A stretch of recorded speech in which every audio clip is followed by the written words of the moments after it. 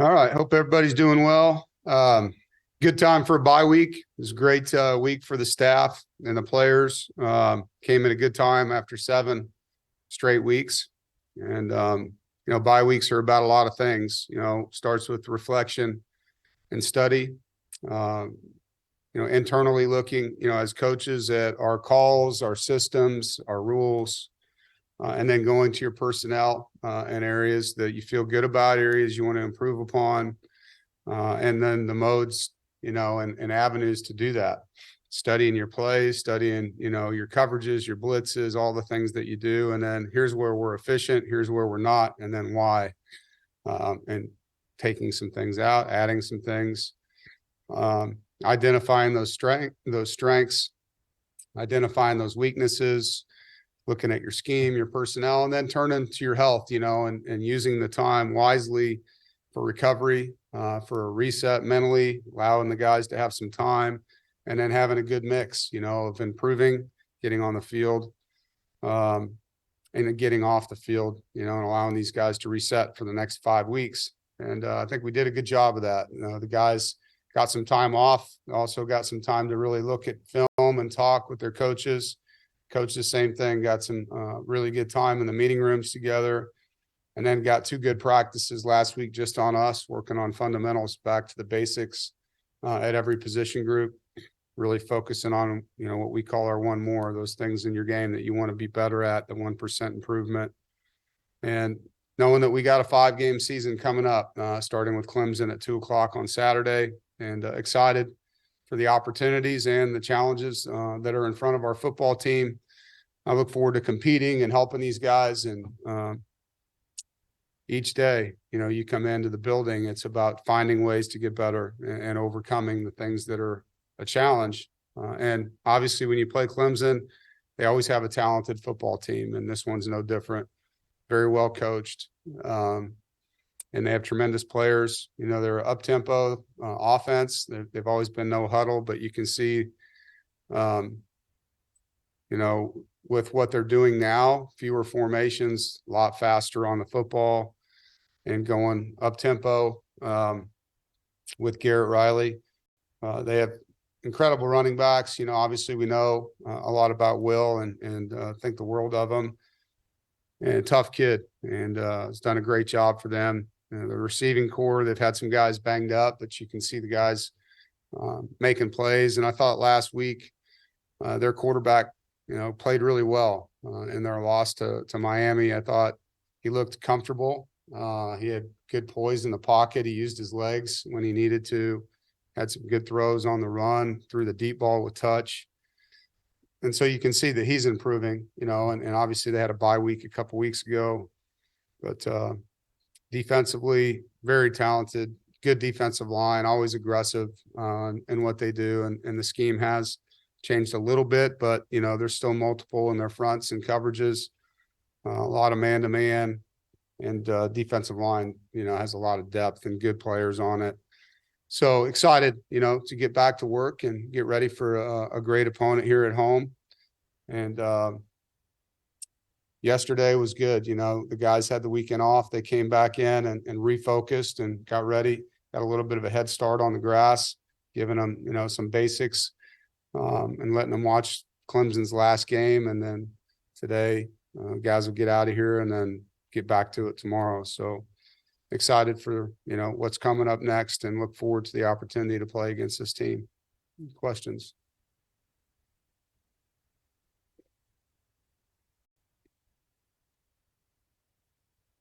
Waiting for hands to go up. If not, I'll see you later.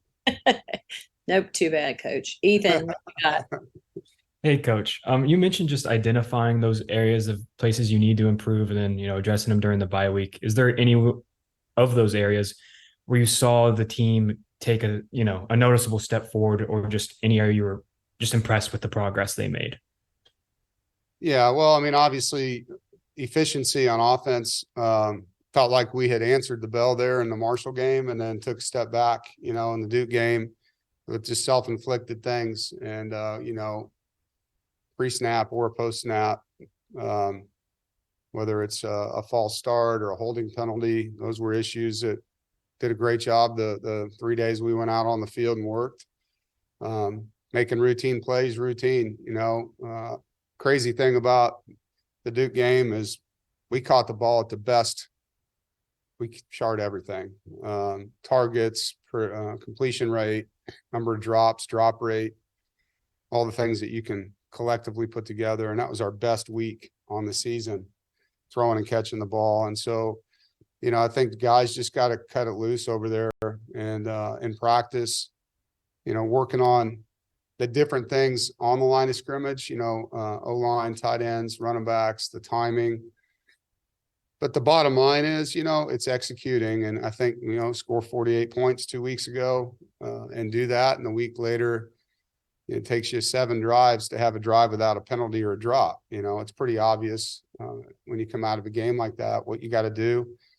And I think defensively, you start to press when you're not getting points, and then you start trying to do someone else's job, and inevitably you give up a big play. And so I think it's everybody just, locking in on the little things at each spot that they can do better, and collectively getting better by individually getting better. And I think that's the thing that we're focusing on. That's, again, going back to our one more. If I'm playing left guard or right tackle, left tackle, whatever it is, there's a part of my game over 7 games of study that you look at and say, you know what, this is an area that's reoccurring that I have to fix. And so you go to work on that. And that's what I'm asking each guy to do. And so I know that doesn't answer your question, but that's what we're doing. It's about being efficient through 11-man football and each guy doing his job just a little bit better.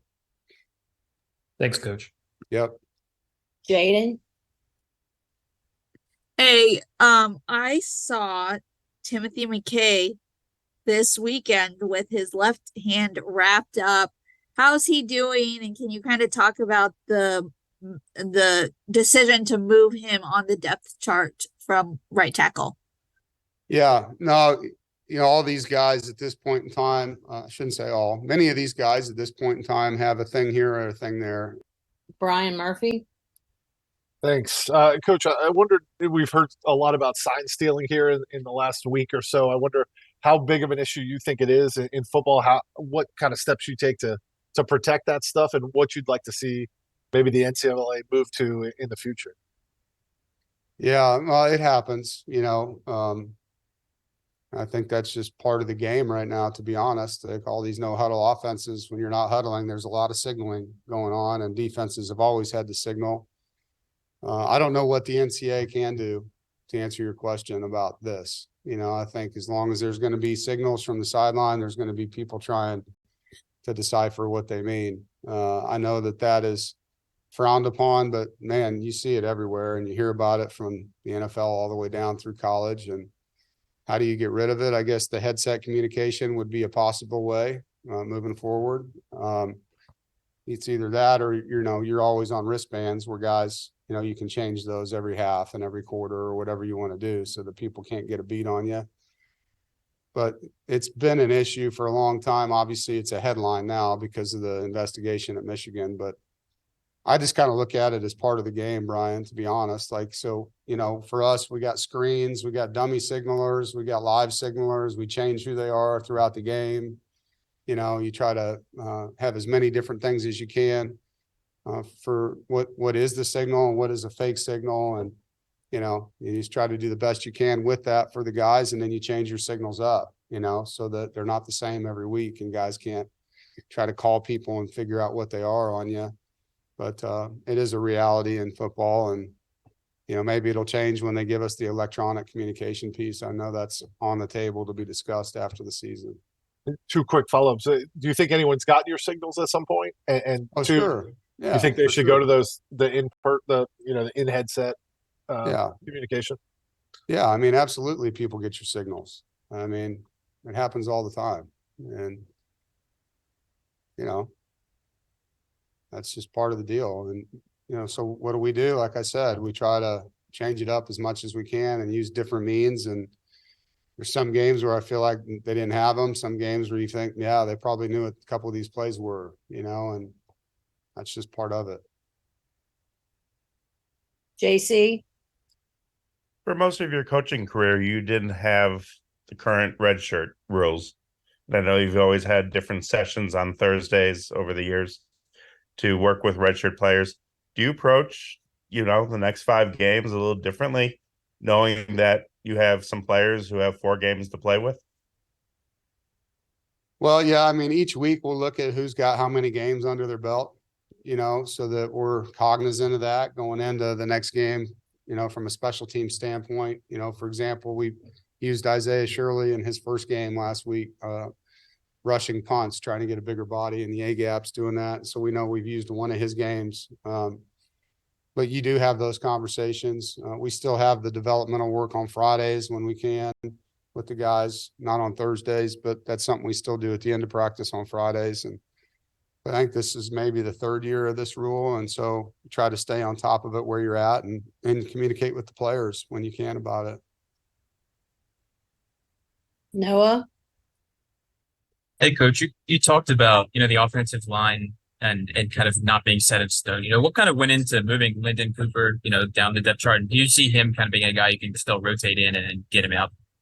Yeah, absolutely. I think Coop is going to play. He's going to play at guard and possibly play at center. He's got a bright future here. Again, looking at the body of work for not just him, but other guys.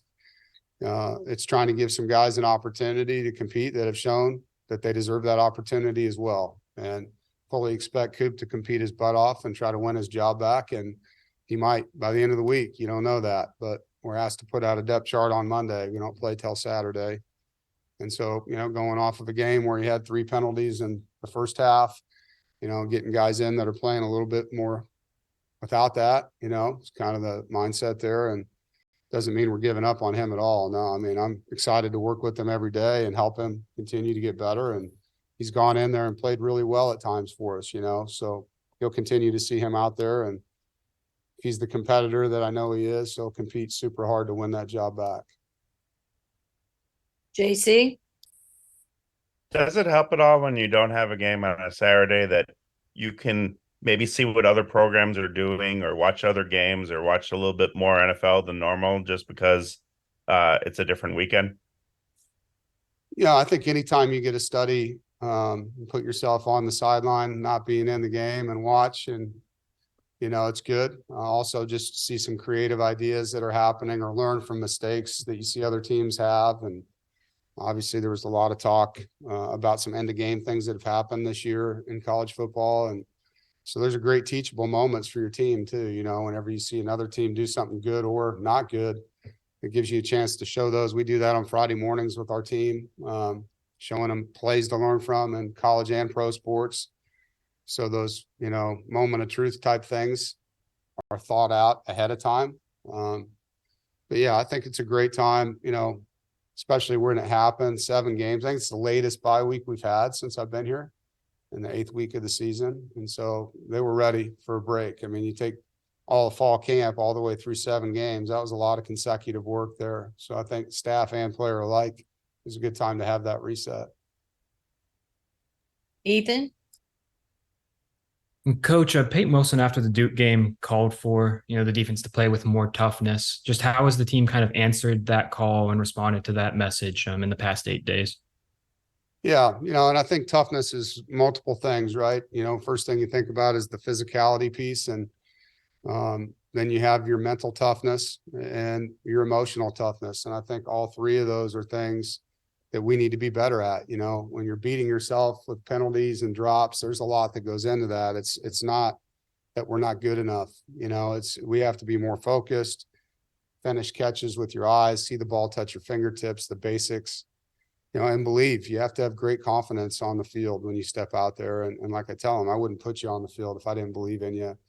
And so I think there's a lot to that. You're catching a player after a loss, an emotional loss, and he's giving you his guts right there, right? We need to play harder because that's what that guy does. He plays so hard, and he's right. This football team needs to go exhibit that, leave it all on the field mentality that Peyton possesses, and that, as a coach, you just stand back and watch and really in awe of how hard he plays.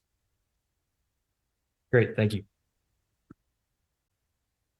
Is there anything else for Coach? Thank All you, right, guys. thanks, everybody.